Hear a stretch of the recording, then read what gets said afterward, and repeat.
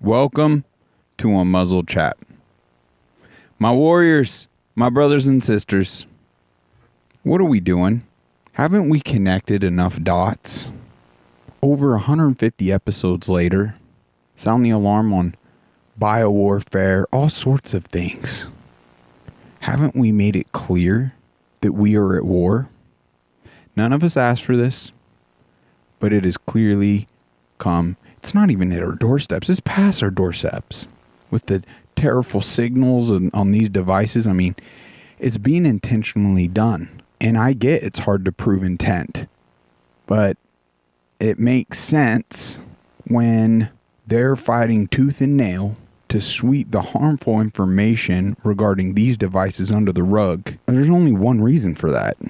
So we're not in the know as to the negative effects it's causing on our mental and our day-to-days. And dare I say, it's been very effective. So many people are seemingly just wanting to bury their heads into the sand as though this war isn't gonna inevitably impact them. It's impacting all of us right here, right now. For freak's sakes, folks, they just tried to murder all of us with a bioweapon jab and call it a safe and effective vaccine. There was no reason for that. We had things that was effective on ruling out this basically glorified cold or flu. That's all it was.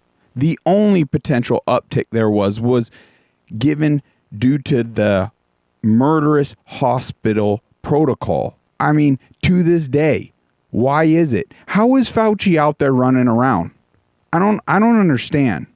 Could we do one simple call to action where we call for investigation on that man? I got a whole list of people we should go after. It's unacceptable that these individuals are continuing their rampage of tyranny and crimes against humanity in this war.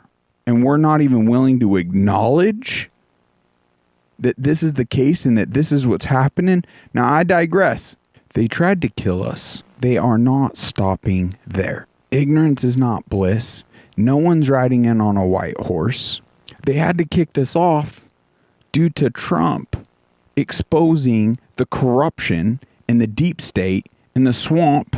Minus that exposure, I venture to say that we more so would have been more effectively cooked in that pot of water, not even knowing what has been going on.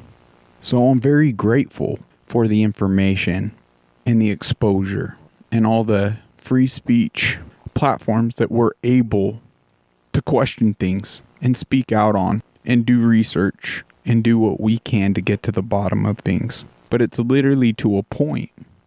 What are we going to do about it? What are we willing to do about it? We need to get more people to acknowledge and be honest with themselves as to what's in fact taking place, and be honest with ourselves. I mean, I believe it boils down to here in America, we've become so selfish and so self-serving.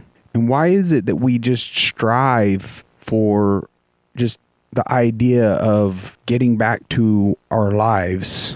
Like, this is our lives. This is the world we live in. And we can't just accept the level of tyranny and corruption and the downright infringement on our God-given rights, our constitutional rights, and our freedom. Freedom is totally worth fighting for and dying for, if not for ourselves, for others.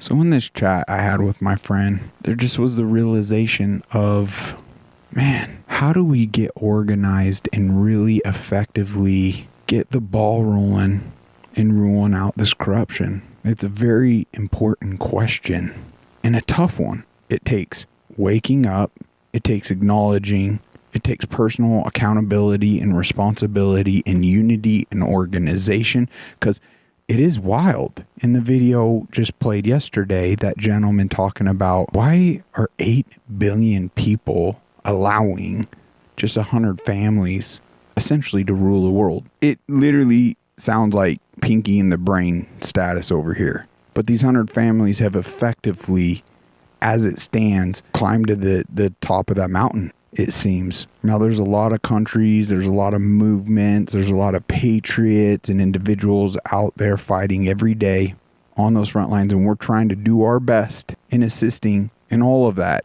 I need your help. So on local levels, well, let's even go back a bit. Let's even use Patriot Mobile, for example. This is a singular, amazing call to action that we all should take, that's to our benefit on multiple levels, on personal levels. Yet, not that many of us that even get it are going to, in fact, even take that action. And there's personal gain to be had, like immediate. And it's help shifting that tide on a funding level instead of funding clearly evil that's using your money against you and putting it towards a company that is fighting on behalf of your freedoms and your rights. And there's a lot of us that won't even take that step. So now how do we bridge the gap, to get people to take those steps personally and seriously, but then also additional steps on reaching out to state officials. So, for example, here in Arizona, we all should be blasting our state officials or any border state. I mean, you don't even have to be the border state to be blasting state officials regarding the invasion that's happening in our country. No, we're not happy with their tax dollars going. No, they entered this country illegally. Get them out of here. Or take any topic. No, we're not going to allow this toxic ideology into our children's schools. Or no to more tax. Just holding them more accountable. And if they're not going to do it, then next. We are the checks and the balance. When are we going to start taking our role, our job seriously? So how do we bridge that gap? That's where I do feel singularly the most important thing we could do is up our health, up our resilience. Because at the point, we're not bombarded by these frequencies and the chemtrails and drinking poisonous water and eating poisonous foods and pharmaceutical drugs in our foods and water that are having neurological impacts and so many impacts that I believe that is what's dragging us down to a place we can't even fathom onboarding this additional responsibility. It's not even additional. It's our duty as American citizens in this country to ensure the trajectory is beneficial to our families and our children. We have gotten weak. Let's be honest with ourselves. We have been so weak for some time now, and I can see the globalists just laughing. They've literally been spitting in our faces with how the World Economic Forum and Bill Gates and all these individuals we have even a president that is threatening its own citizens and talking about its own citizens as terrorists. And we're that weak. We're sitting back and we haven't even impeached this treasonous character that was selected, not even elected. That, in my eyes, is proof as to how weak I have been, and we all have been. Anyone that would say, like, what difference could I make, or gives any excuses as to, well, I got all these responsibilities, and it's all for naught. All your responsibilities, dude, or ma'am, are for naught at the point you are led to irons, and your business is taken away, and your home is taken away, and your children are taken away. Tyranny never ends. The globalists have already explained that they want a world population of 500 million. That means the genocide of 7.5 billion people, give or take. I think it's even potentially more, but you get the point. Big numbers. Numbers we have never seen before. And it's horrific. It breaks my heart how effective they were in this pandemic and how many people are suffering and are dead. The fact that they even got to a point they were able to inject 5-year-olds and children with a bioweapon, and so many didn't see it for what it was. their war tactics have been that effective in our minds. Well, we know better now. There's a great silver lining with it all. But what are we going to do about it? How do we flip that switch to get people to really take this serious? Help us accomplish this. Help me. All I know what to do is to continue to bring the receipts. Continue to scream from the rooftops. The last personal involvement I had reaching out to state officials was regarding the 2020 election. And I'm not so sure who put it together, but it may have been Charlie Kirk, it may have been Turning Point, but they compiled like the email list and even the draft of the email to send out regarding how we essentially want to get to the bottom of what took place, that we could see something. So we definitely need your help to structure things to make it as easy as possible for us all on all these issues, to let our voices and grievances be heard. I would entirely take it all on if I had the funding to do so and bring in team, like even in one individual to task. I am just one man, and that's where I am relying, like this is a community effort, and I'm just trying to begin the discussions now and us all to put on our thinking caps and try to really see a clear path, because I just know with numbers we can have grave positive impact that is going to lead to saving lives.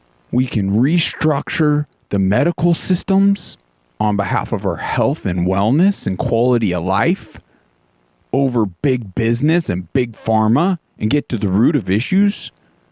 Changing out the education systems for doctors to actually get educated in practicing medicine and not fully indoctrinated into entitled, freaking messed up, egotistical, big pharma gurus. There's a lot we could do. I know that there's more effective ways, and we can do it through the systems that have been created on state levels and whatnot, but there's got to be accountability for these positions, and we are to ensure that accountability. So let's unplug from the matrix. No more brainwashing. Can we start to think for ourselves? Is it too late for that? Are we too far gone? I was on my deathbed with the bioweapon Lyme disease. I have to look at the dates. What are we now? Maybe 8-9 months ago? Around there, maybe 10 months ago? I was able to bounce back. I don't believe we're too far gone. I believe we all could bounce back. I'm nowhere near 100%. And I'm so elated and excited for the progress I have made. All glory to God. And I'm grateful that there's more improvement to be had. And I'm so excited to continue that fight and get clearer in my own mind to come up with more solutions. But I know I'm no genius. And that's what's so beautiful about a community where I cherish and value all your input. And through that, undoubtedly, we will find a clear path, not just to victory, but to really help improve people's lives. All right, let's dive into some of this information I've geared up for us today.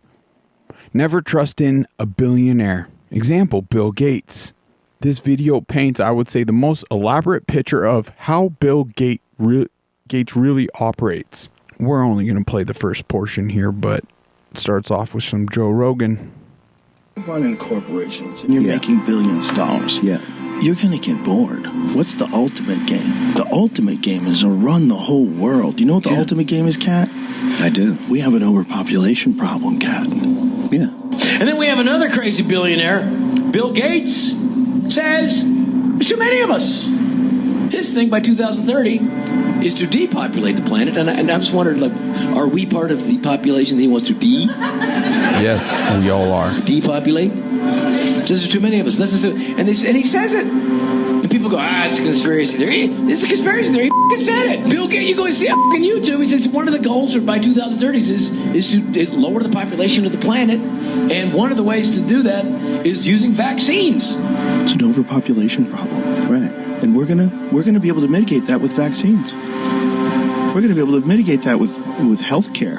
Right. We're gonna figure that out. We're gonna get rid of a bunch of people. So let's look at each one of these and see how we can get this down to zero. Played it before. Probably one of these numbers is going to have to get pretty near to zero. Now that's back from high school algebra, but let's take a look. First, we've got population. Now, the world today has 6.8 billion people. Some years That's back. headed up to about 9 billion. Now, if we do a really great job on new vaccines, healthcare, reproductive health services, we could lower that by perhaps 10 or 15%. It's like, what? People go, no. That's a conspiracy theory. said genocide. So he said it. Yeah. You can go see it. Now, if we do a really great job on new vaccines, healthcare, reproductive health services, we could lower that by perhaps 10 or 15%. Yeah, but it's a conspiracy theory to think, he meant what he said. Says what? He said it. Yes, he did. And he said a lot more, and they continue. This one is 9 minutes long, over 9 minutes. So we're not going to play it in its entirety. Just know all the links to these will be in the show notes, as always. I'm not sure if you guys are aware, but 11,000 politicians and elites received an exemption for the COVID vaccination. This is shocking, is it not? Are you surprised? An Open Government Act FOIA request revealed that 11,000 politicians and members of the elite had been exempt from the vaccinations. It's proof.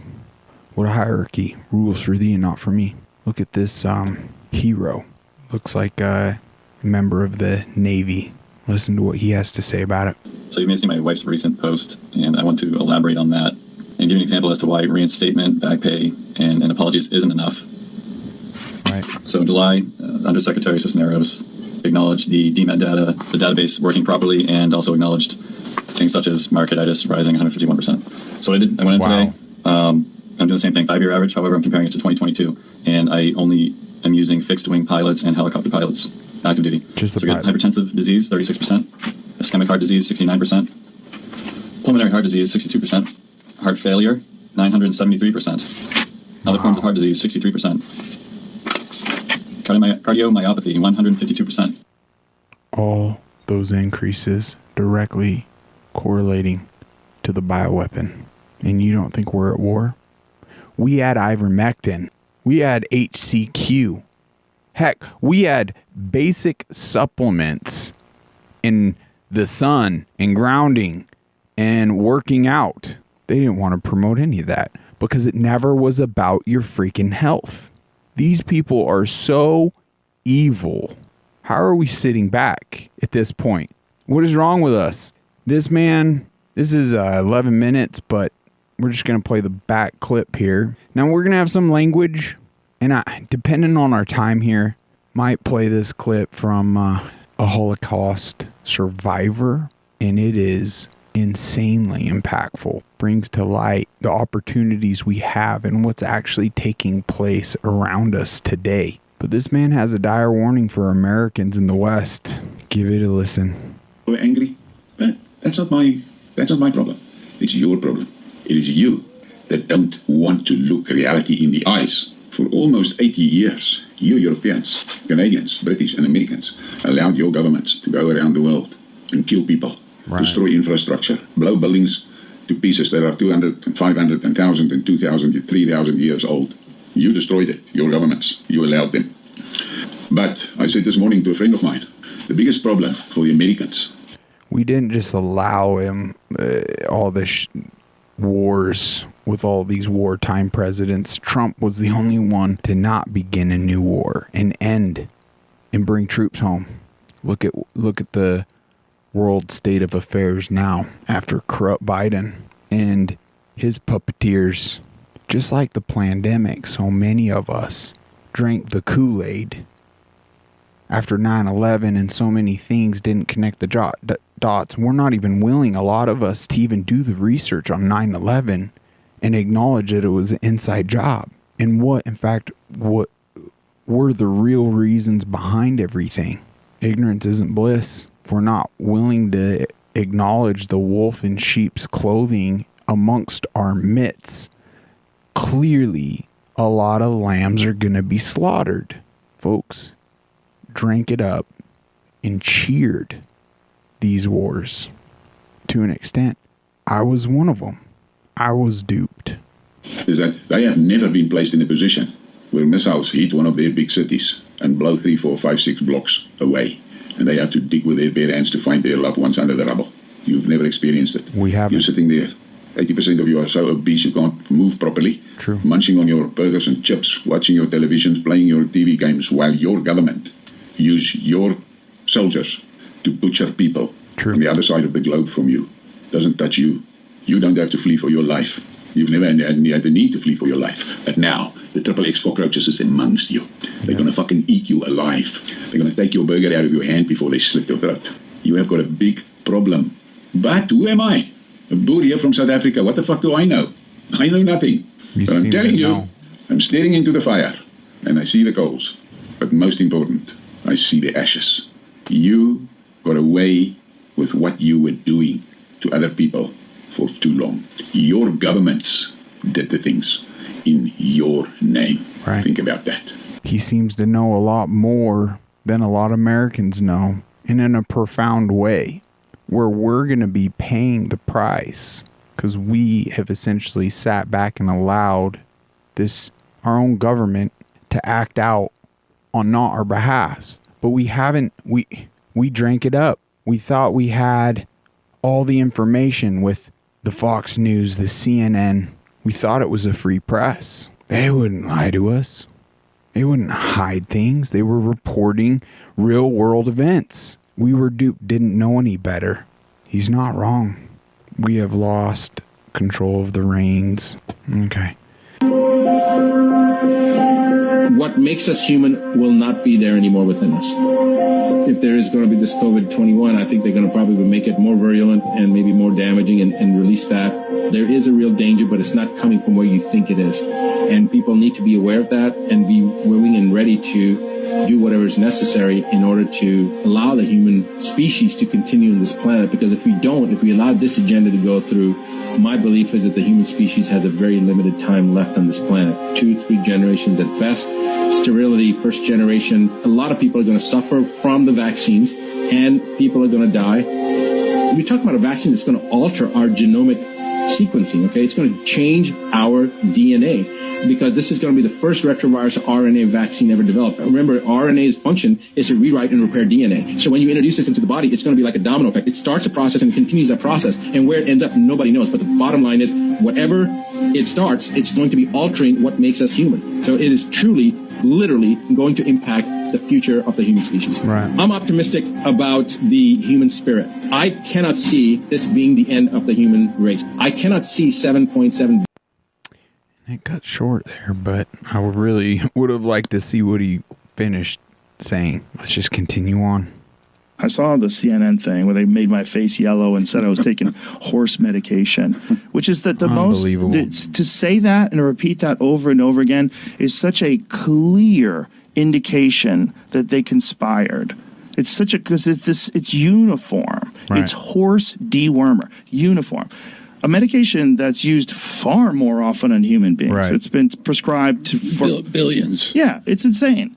And the fact and won the Nobel Prize for efficacy in humans. Yeah, in humans. Yeah. It was wild. It was just wild. They had to do it.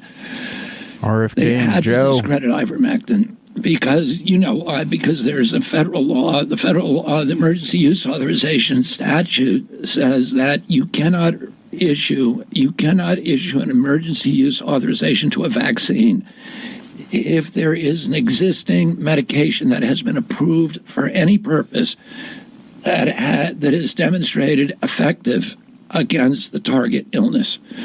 So they had to destroy ivermectin and hydroxychloroquine and discredit it, and they had to tell everybody it's not effective, because if they had acknowledged that it's effective in anybody, the whole $200 billion vaccine enterprise would have collapsed. Wow. None of this had to take place. This was intentionally done. I'm convinced for depopulation. They do not value human life. They do not care about us. That is clear. They do not care about God. Dana White speaking out on Western medicine and how his trust was broken due to his own experience with doctors. He doesn't blindly trust in white lab coats no more.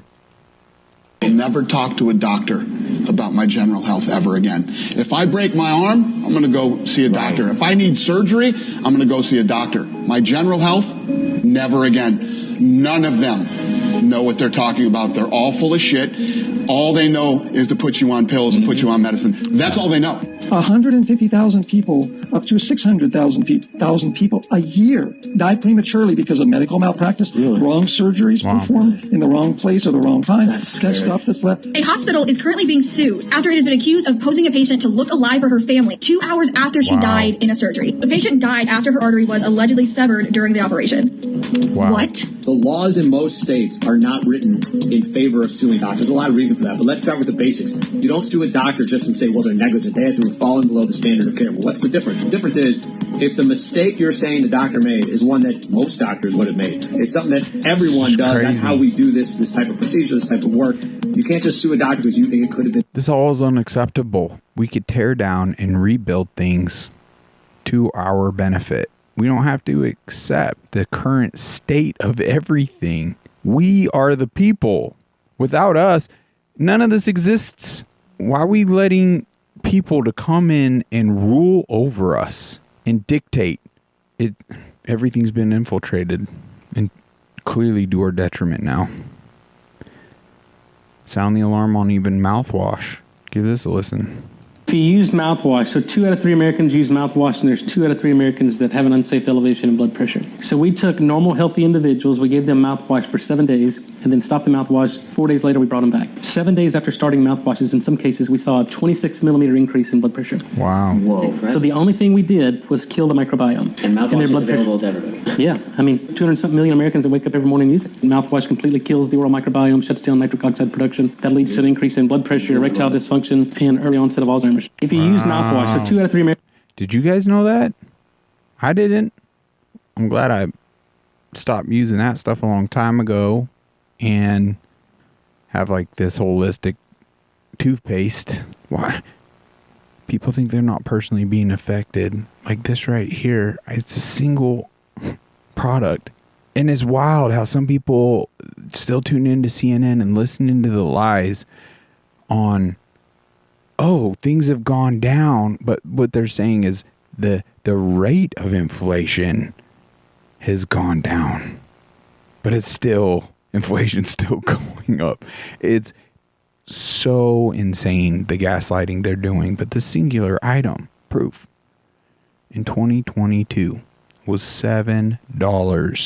2024, it's $34.98. That's an insane increase. I know we're all feeling that pain. I like this picture, this post, or it's actually a sign, a picture of a sign. Wake up, America. Your food is banned in 30 countries. Wake up, America. Your food is banned in 30 countries. So many of our loved ones are eating that every day. The actual ingredients, the actual substances, the drugs, the pesticides, the GMOs, the hormones, the things that are banned. This is pretty wild. You don't think frequencies are a thing? You don't think it's harmful at all? That it's conspiratorial? This is a simple step you could take with your own iPhone. Now, if you just got it, I believe there's a whole part in the booklet and warnings, but this is something you could do to actually see for yourself. If you have an iPhone, I want to show you something in there. Take your iPhone out and go into settings. From settings, scroll down just a little bit and hit general. Then go all the way down to the bottom to legal and regulatory. And when you hit legal and regulatory, you'll see a little menu up top. About 4 down is RF exposure, radio frequency radiation. But what they're telling us in that fine print disclaimer is that this device was tested at a distance from the body. So don't put it up to your head. Don't tuck it in your bra or your suit pocket or your shirt pocket or your waistband or your back pocket. We're seeing a doubling and quadrupling of colon and rectal cancers now. Wow. We're seeing increases in breast cancers in both men and women. So the next paragraph in that fine print disclaimer says to use a hands-free option. Use speakerphone. So those are some of the long-term consequences. If you have an iPhone, I want to show you something in there. It's no joke. I hope we're helping provide enough information and the strategies and different angles of attack that are taking place. All of this is not coincidence. That's why they've fought tooth and nail to debunk these frequencies as harmful. There's a booming industry now with PEMF mats and all these other products that we're hoping to get affiliated. We don't even have the funds currently I don't have the funds to get these products and test them more enough, even for myself, because I don't want to just blast any product on here. I want to build my own personal testimony before I just set up any type of affiliations and advertise or recommend. I could look at the testimonials and the stats to an extent, but I can't advocate for something I haven't fully. But the ones I have used so far definitely are looking promising, and I'm hoping to have the financial means to test these things and provide more solutions for you all. Help us get there. Support our sponsors. Support the podcast with, keep coming back, subscribing, liking, commenting, sharing. Would be ever so grateful for any donations. Appreciate you guys. Love you guys. More proof that it's a hoax. Give this a listen. Congressman, welcome. Senator, are you aware of the World Climate Declaration? There is no climate emergency. It's signed by now over 1,800 global scientists, professionals. Boom. There is no climate emergency. It was. Are you aware of that declaration? I'm not aware of that one. I assume I'm. Of course, they're not aware. They're focused in on the hoax. They're financially incentivized to continue the hoax. It would not be in their interest to do real research or look into real data and facts. We're familiar. I entered in the record. I'd recommend you read. I thought one of the... Without objection, it will be entered into the record. Well, I already did it, but we'll enter into this one too. I thought one of the interesting statements in there is the obvious that CO2 is plant food.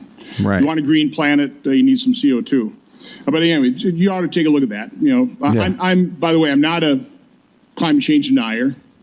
I'm just not a climate change alarmist like you and the chairman. Realist. I would call myself a climate change realist. In your testimony, you say, my watery home state of Maryland with more than 7,100 miles of coastline is strikingly vulnerable to the effects of climate change and the rising sea level. So that's one of the biggest alarms of the climate change, folks, is that the sea level will rise and just wipe out coastlines, correct? Yes. Okay. So are you aware of how much the sea level has risen in the Bay of San Francisco since the last glaciation period of, some 12 to 20,000 years ago, which is just a blink of the eye in geologic time. Do you know how much the sea level has risen in the Bay of San Francisco in that time period? I do not know that one. You want to just take a guess? No, because I'm not guessing very well today, so no. Wow. It's 390 feet. Do you think there's anything mankind could have done to prevent that level sea level rise of 390 feet? Just, again, 20,000 years. 20,000 years. I mean, you think there's something we could do about that? No. Okay, good. That's the answer. No, there's nothing we could do. Wow. Owned. So what are you trying to do with all your tyrannical carbon tax? CO2 accounts for only 0.04% of the atmosphere. The human impact on that 0.04 is 0.03% of the 0.04. It's such a minuscule impact. It is, in fact, lunacy to, oh my gosh, we got to turn our economies upside down and go to electric and ban oil and gas. And it's insanity, folks. Just a note on the selection here. If you think the cheating was only in 5 or 6 states, consider this. According to the Judicial Watch, 153 counties in 29 different states had voter registration exceeding 100%. This was not an election. It was a coup designed or disguised, as an election. Yeah. Oh, this young lady hits it out of the park. Give this a listen. This is fire. This is something. Poof. You know, back in 2016, I was about to graduate college in New York City. Very vocal about my support for Donald Trump, and I received insult after insult that I was disrespecting and devaluing myself as a woman. I'm getting those same comments today because I refuse to vote for Joe Biden. You tell me how voting for a crippling, decrepit old man that doesn't know which way is up, who is hell-bent on erasing women and replacing us with mentally ill men, running us out of our own spaces, and thinks that abortion is God's gift to women, somehow puts value on women. It doesn't.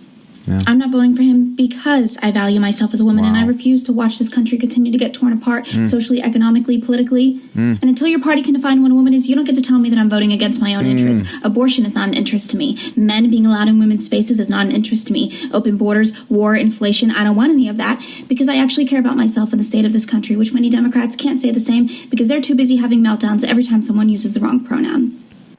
You know, back in... Fire. I could play that back a handful of times. It just gets better. She speaks quick. I didn't even have that sped up. Wow. So good.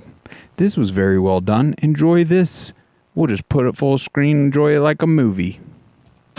Before I took office, there were a lot of folks out there making some pretty bold predictions about how things would turn out. You might remember some of the predictions. They're coming for your guns, they're coming for your jobs, and they're coming for your freedom.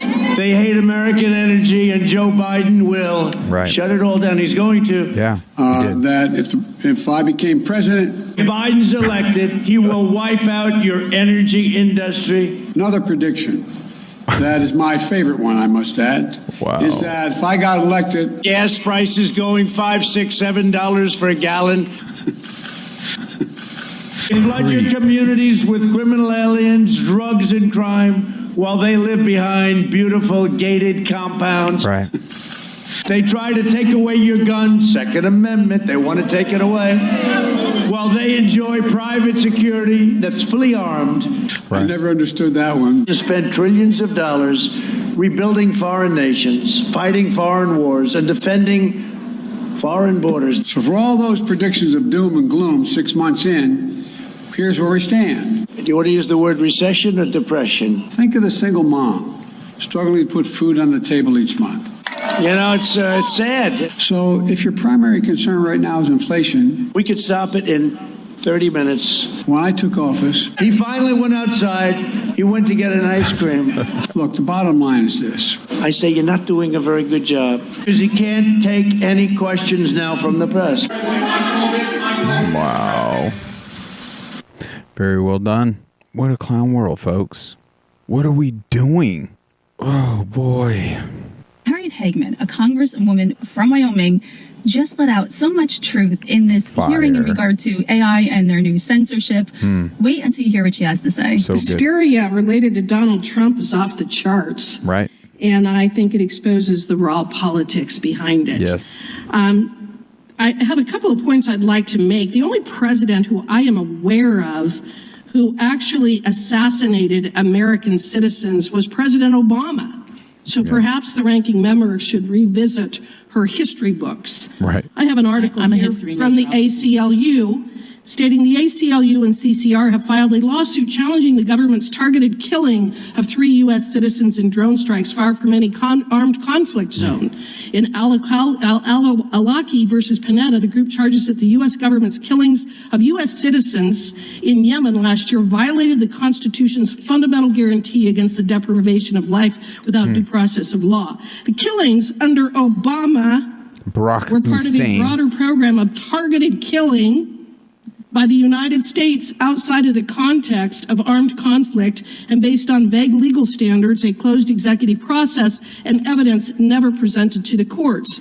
And as for kids in cages, again, that was President Obama. Right. Several former Obama administration officials took to social media and news outlets last month to explain a gallery of years-old photos that showed immigrant children sleeping in shoddy conditions at a government-run holding facility in Arizona.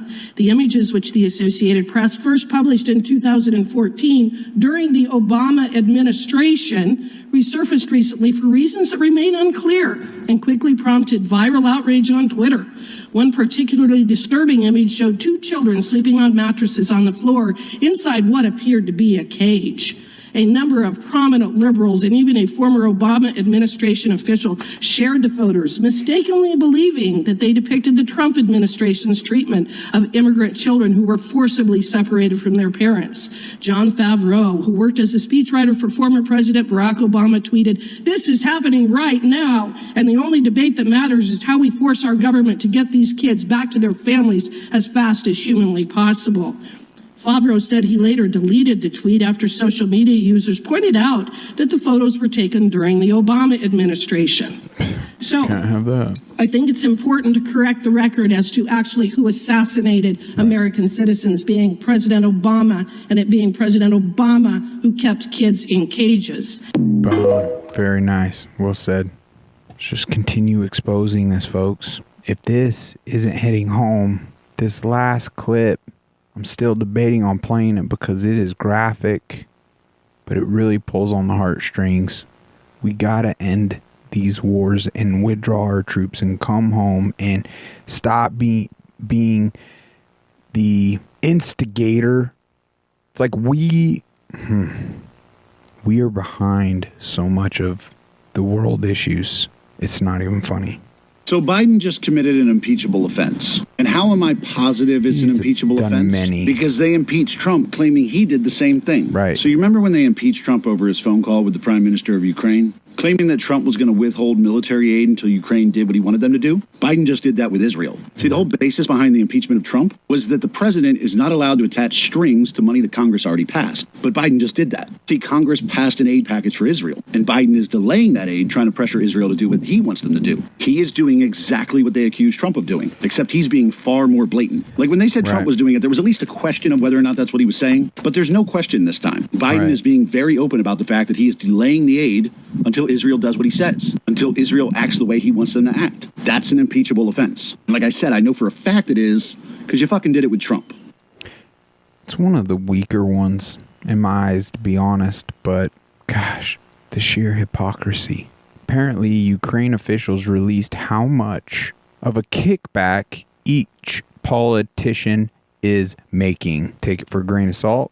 I haven't vetted this, but could be legit. Obviously, we know they're laundering lots of money, and there's no receipts.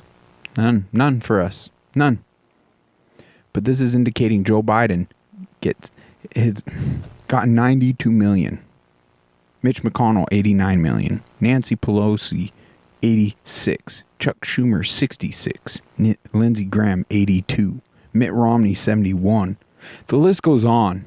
We can't have things operate this way. They're just printing and sending more and more. This is freaking insanity. What are we doing? We're the ones that are going to be held accountable. We're the ones that are going to have to pay. These individuals do not represent me. This is unacceptable. This sign says it all. This is kind of what everyone seems to be living their little lives like. Everything is okay. Just keep shopping. Just keep watching TV. Just keep working 9 to 5. Just keep voting our puppets. And thank you for believing in the great illusion written by the management. That's why we gotta unplug from the matrix. We must wake up and see things for what they actually are. What's happening in Denver regarding the criminal invaders? This is freaking nuts. Give this a listen. There is actually, the sanctuary city of Denver is boasting financial cuts, like defunding the police by $8 million to take care of illegal aliens. There's an actual organization in Denver called Hope Has No Borders, very cute name, of course, where you can actually get paid and paired to host illegal immigrants. All you need to do is dial 211, complete a 20-minute phone call, describe the type of living space you have and how long you would like to host illegal aliens, and in return, you'll get your food and your utility bills paid for. Joe Biden's economy. This is how it works. Currently, illegals receive 6 months of free housing and food in Denver, but apparently that's not enough. Not to mention that Denver has a population of over 700,000, about 80% identify as Democrats, and it is the most liberal city in Colorado, just by pure rankings, not by assumption, but I'd assume correctly anyway. About 40,000 illegals have infiltrated the community over the past 15 months, and the city has allocated almost 90 million, 89.9, on migrant assistance for 2024. So I just can't imagine being a host for migrants that don't speak your language, and then they can run an absolute muck in your home. And then I'm also thinking about the fact that you bring them into your home and it's like, are they doing chores? Because if they start to help out in the home, to me, this just seems like some weird virtual signaling that turns into a snowball of systematic racism in a sense, right?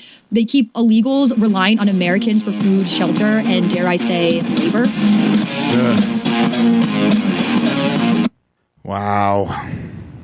That are on the front lines and exposing things. This is a Pfizer whistleblower. I want you to ponder, why is it people feel so inclined to make clips like this when they speak out on the truth? Hello, everybody. My name is Melissa McAtee, also known as Melissa Strickler. I am the Pfizer whistleblower that was in manufacturing quality for about 5 years at Pfizer, but employed total for about 10 years. I just wanted to put a video of my face out there with my voice stating I am not suicidal.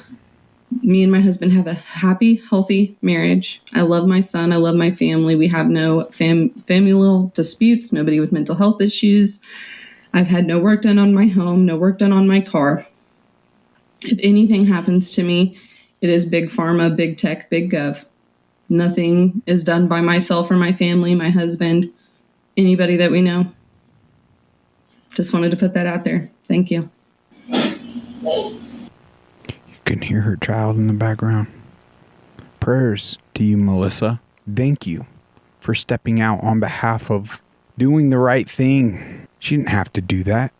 She didn't have to put herself in a position, put her in grave threat, but she did it for you, all of us, out of love.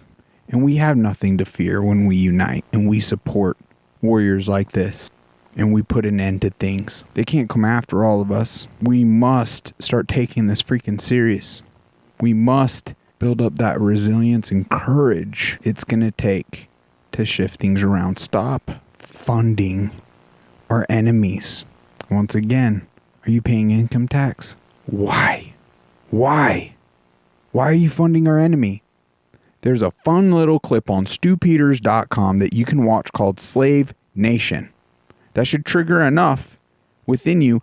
And I know freedomlawschool.org will give you the education you need to feel confident and comfortable that, oh, my bank accounts will be fine. My money will be fine. My assets will be fine. This is unconstitutional. You yourself have the most to gain from that. It'd be the best time well spent considering the amounts of money you would be saving. Oh boy. So this last clip with this amazing gentleman, a Holocaust survivor, the title says, demolishes Israel. He exposes a lot here. The image is graphic. It actually shows children that were blown up, that were murdered. But I personally feel we need to absorb the reality. We cannot turn a blind eye to what in fact is happening in the world and the role we're playing. We need to step off, step back, fix things here, and then we can effectively. But we're behind a lot of this, a lot of the infiltrated. So back to the other gentleman stating, we've allowed this to happen. This is what's going to come back and bite us in the butts, folks. There just was a moment as I watched this. It brought me to tears. And it's going to be hard for me to sit by and go through this again. But we're visual creatures. for us to actually take a second and absorb into what is taking place in this world. So as I sat back earlier, and I'm sitting here trying to vulnerably even, hey, help me find the most effective way to flipping that switch within individuals. Like, what is it? We're so self-serving. Well, as you see things like this, it's kind of like, how do you just go back to your selfish, self-serving life when you see something like this? And then you come to the realization that, okay, your own fellow Americans and family members and loved ones that are now having heart conditions and all these other issues and the deterioration of their health and their resilience in their lives are under direct war tactics as well. But we're such visual creatures that, seeing the horrific images and what traumatically took place to these younglings can start just connecting all these dots and being overwhelmed with, we must get engaged. We must stop this. And engaged in the sense of ruling out the corruption, withdrawing our troops, getting our troops here, focusing on what we can do here. And when we fix the issues here, just like in a personal relationship, if someone had a horrific relationship and all these traumas and go into the relationship without, they're just going to attract the same thing. So there's a lot of self-work to be had before you're able to effectively show up. That's what I feel. We're a broken nation. We have all this trauma. We have all these things we need to fix. So to effectively show up on the world stage, we must become a beacon and an example. And we can't do it with all this freaking corruption. We got to rule out the corruption. We got to break through the war machines and their mainstream media and all that shenanigans. And at the point we rule out the corruption, then we will maintain a free and open press. So their division tactics are no longer, because we ruled out the corruption. So we now can effectively, as adults, have adulting conversations, then can solve bigger issues than right here. But we must clean our own house before we can start cleaning others. It breaks my heart what is taking place. Why are we sitting back and allowing this? All right, disclaimer. It's graphic, but here we go. I say this as a Holocaust survivor, that the genocide in Gaza is not happening in my name and in our name. The way that the Israeli government is using the memory of the Holocaust in order to justify what they are doing to the Gazans is a complete insult to the memory of the Holocaust. It's an outrage. When I saw the Israeli ambassador to the United Nations putting on a yellow star, it was stomach-turning. Somebody who had to wear a yellow star, like myself and my entire family, I'm insulted by that. What distinguishes the Jewish Holocaust is its industrial scale and industrial methods being applied. And what has been happening to Gaza is similar in that the scale of the bombing and the indiscriminate nature of the bombing, the complete lack of care about children and women being the majority of the victims, amounts to industrial scale of genocide. The painting of the Palestinian people as worthless, almost animal-like by the description of some of the leaders. That dehumanization enables the population of Israel to tolerate what's going on. The way that Palestinian people who were arrested were treated, having to take their clothes off and parading them, it's part of the humiliation. In the West Bank, the way the checkpoints are organized, the way that you are forced to wait for hours for no reason in order. What happened to love? What happened to the golden rule? Why are we allowing these evil doers, clearly influenced by evil spirits, rule over us and poison the minds of so many? We must put a stop to this, folks. To go to school or go to work, etc. All this amounted to humiliation, similar to what we experienced. The sort of determination and consistency with which they are setting about to destroy the whole of Gaza is very similar to the kind of cruelty and determination of the fascist regimes, some of the actions of the Nazi state in dehumanizing and completely cruel large-scale killings, etc. If it is repeated, I don't see why you couldn't make the parallel. It can only be helpful in understanding what's going on to make the parallel. I don't think there should be any taboo against that. I think I particularly find painful to see the children, because I remember after the war, we played in the ruins like they do now, but particularly of their losses, to suddenly lose parents and siblings and so on. There was a boy in the same rescue homes where I was. He was traveling on a tram with his parents. This boy moved to the front to stand behind the tram driver because he was interested in how he was working the levers and so on. At the next stop, an Arrow Cross raiding party came on and asked for papers, and the parents were identified as Jews and arrested straight away. The son was separated at the front, and they had to make an immediate decision whether to say something to him and involve him, or let him perhaps escape the net. And that's what they decided. So they were taken down from the tram and sent to Auschwitz. They never said goodbye to their son, and they perished in Auschwitz. So that was the end of the family. Now, can you imagine the psychological state of that boy who suddenly found himself on his own in this way, not saying goodbye to his parents? And I think this kind of thing, this separation and the sense of complete inability to intervene or in any way exert any kind of positive influence on events, this kind of separation and destruction of families in this manner is again something that repeats in Gaza now, I think.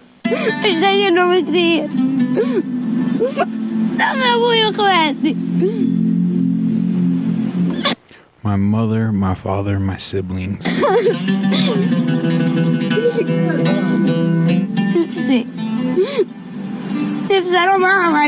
The boy wishes that he could go to heaven with them. I heard that some families divide the children and leave some with one branch and some with the other, so that at least somebody should survive from the family. There's an echo of the same experience. What happened to the Jewish people, the gas chambers and the industrial scale of extermination, and also the sort of invisible aspects, the incredible emotional pain caused, is so horrendous taken together that it seems to me inconceivable that it should be repeated anywhere in the world. That is why we say not in our name and never again. And this is why I was so totally shocked, particularly by those who I know have gone through the same themselves, repeating it on another people. I take as an extreme example one of my cousins, a late cousin, she died some years ago, who was a young girl taken to Auschwitz from Transylvania. Because she was young and strong, she was put to work, and she worked in a warehouse sorting clothes. And one day, she was sorting her parents' clothes, meaning that they had already been taken to the gas chamber. I think it's difficult to understand the emotional experience of doing or being in that situation. Yet she came back to Israel, and first to Romania and then Israel, and she was as racist as the rest of them against the Palestinians. Now, how it's beyond understanding how you can do that, and with the background that she had. I think this is to do with the extreme propaganda and the dehumanization. Right. Zionism was a very unfortunate and sad development for the Jewish people. It broke a much longer tradition of always being on the side of the oppressed, not the oppressor, and the charitable nature of the Judaism and the humanity that they advocate. into a kind of exceptionalism and nationalism. Everything is the Jews, not a single piece for other people, only for us. And in practical terms, impossible project of taking over another people's country, which led to all the troubles that followed. Also, I agree with my cousin, late cousin, a very bright guy, who said, well, if we claim that there is a people who tend to be the victims of other people's discrimination, etc., then the last thing you want to do is to collect them up into one place as a target. And I think he was right, and I think current events prove it. Zionism started to proclaim that the only safe place for Jews is in Israel, and what we are seeing today is the worst, the most dangerous place for Jews is Israel. Quite a number of my family from Romania ended up in Israel. So when I visited them, that was my first brush with Zionism, I was completely shocked how, despite their experiences during the Holocaust, they were racist, basically, against the Palestinians. Wow. I couldn't understand it, and I can't understand it to this day fully, how that could happen. But they were. There's no denying it. And I found that atmosphere of racism was prevailing generally in Israel. And I turned strongly against that. Later on, I saw the repeated brutality of action against Palestinians, and it became more and more horrifying, and the very cruel attack on Gaza was the ultimate. And the use of the Holocaust background as a cover for all this was just unbearable. I mean, it was criminal, I felt. And this is when I became more active in trying to protest. Today's marches are having a very hopeful aspect. It is so large, so persistent, so global, that eventually the Western leadership, which are trying to deny what is actually going on, will be forced to face up to it. And I think we are not far from that. There was no parallel to that in the Jewish Holocaust experience. In fact, there was great abandonment. There were some, very few, very brave people who risked everything to be on the right side of history and to rescue as much as possible.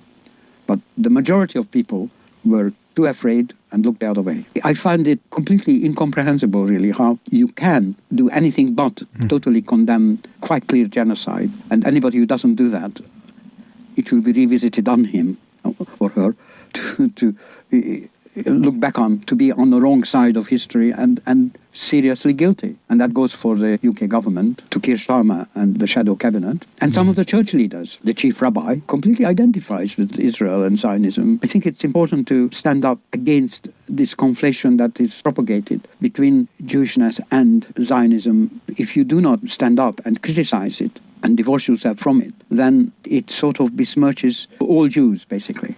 And I think it's essential to show that from a point of view of the morale of the people that is being victimized in the name of the Jewish people, that this is not supported universally by Jewish people at all, but it's simply the Zionist and Israeli establishment which does it, which are not too far from fascistic attitudes. I think fascism thrives on indifference and the general public being intimidated or looking the other way out of self-preservation and comfort, and it's essential that is not practiced, that a certain degree of risk even taken, and always making a stand against injustice. And the time will come when history will judge these events. If you are just indifferent, if you do not take a stand, you acquire a degree of guilt without any doubt. And it's important that when that judgment comes, you are found to be on the right side of history, that you had not been, for sake of comfort and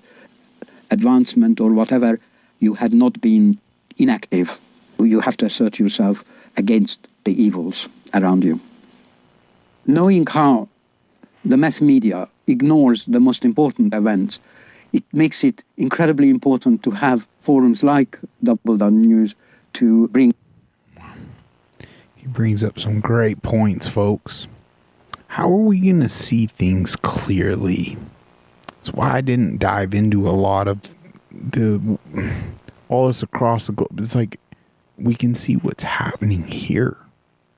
We could see what was being done around the globe as well that was in similar manner or worse, but we can't clearly see what is actually going on, the reality of situations, if we don't rule out this corruption. The rulers are very cunning and crafty, getting people on board. These movements and all these endless wars, getting people all riled up and ramped up blindly. We got to put a stop to this. We got to get out of these wars. This is horrific. I don't want to be on the wrong side of history. I believe God will help direct us. We must start seeking His counsel, His guidance, walking in the example of Jesus Christ. That being said, let's just dive into the daily devotional. May 8th, do not long for the absence of the problems in your life. This is an unrealistic goal, since in this world you will have trouble. You will have an eternity of problem-free living reserved for you in heaven. Rejoice in that inheritance, which no one can take away from you. But do not seek your heaven on earth. Begin each day anticipating problems, asking me to equip you for whatever difficulties you will encounter. The best equipping is my living presence, my hand that never lets go of yours. Discuss everything with me. Take a light-hearted view of trouble, seeing it as a challenge that you and I together can handle. Remember that I am on your side, and I have overcome the world. Yes, He has. A few scripture references here. We got John 16:33. I have told you all this so you may have peace in me. Here on earth you will have many trials and sorrows, but take heart, because I have overcome the world. And we got Isaiah 41:13. For I hold you by your right hand, I the Lord your God, and I say to you, do not be afraid. I am here to help you. Philippians 4:13. For I can do everything through Christ who gives me strength. Let's seek just that. His wisdom, His clarity, His peace, His strength. With the level of harm coming to children, I know God it's not of works that's gonna really secure our spot in heaven, but we can't idly sit by and allow evil to be harming so many of the littles. I mean, even right here in our own country, for frick's sakes, children are being mutilated under a demonic guise, some fictional ideology, and some very sick, perverted individuals. What are we freaking waiting for? Let's root out the corruption together. Let's do this. God bless you all. Till next time.